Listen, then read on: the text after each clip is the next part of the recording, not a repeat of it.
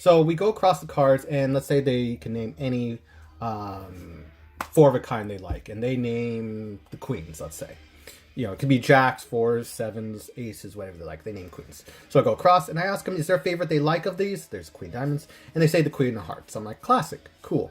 So there's queen diamonds, queen of spades, there is the queen of clubs, and lastly, the queen of hearts near the top. So I'll actually put it down here, make it a little more difficult, okay? And nothing near the top. I want to be absolutely fair as I do this. So they said their favorite card was, let's say, Queen Hearts. I don't know.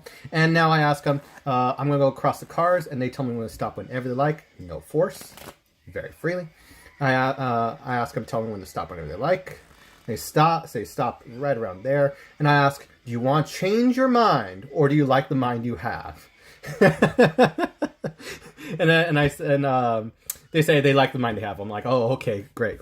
So they take the card, they peek it, they learn, they love it, and you know, I can show it to the audience. I must be looking. Okay, I'll leave it right there.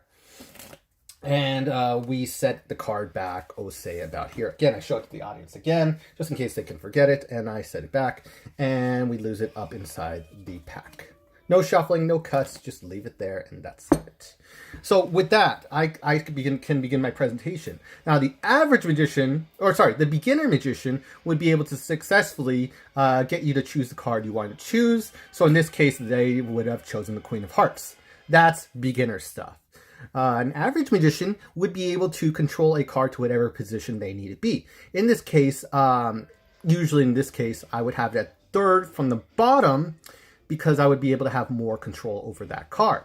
So if we turn to the bottom, I have it third from the bottom, which makes it very, very helpful to be able to do the effect. So you can actually see it. So try to adjust for this camera angle without having it fall. So we got the Jack of Hearts. That is the first one. The Ten of Spades is the second one. And lo and behold, third from the bottom is the Queen of Hearts. And we'll just leave them right there. Okay? Now, usually that is the end of the trick. I showed you what the card was, showed it was there, and that was their selection. So usually that's the end of the trick. But a good magician, like not average, but a good magician would be able to misdirect you, pretend that wasn't the case, and continue on with the plot. Asking, could it have been, like, maybe it wasn't one of those cards right there. Maybe it was, per se, the Ten of Spades. Was it Ten of Spades? They go, no. A really, really good magician would be able to get the Ten of Spades and color change it to, say, the Jack of Hearts. And say, was that your card? And they go, no. David Blaine would be able to flick the card and make it jump from that pile to over here.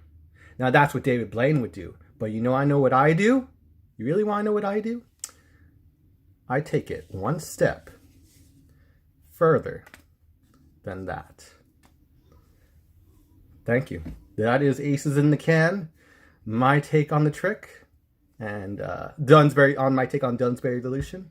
I created it while I was completely stoned. Sean, I hope you enjoyed it. And everyone, hope you have a good one. Thank you.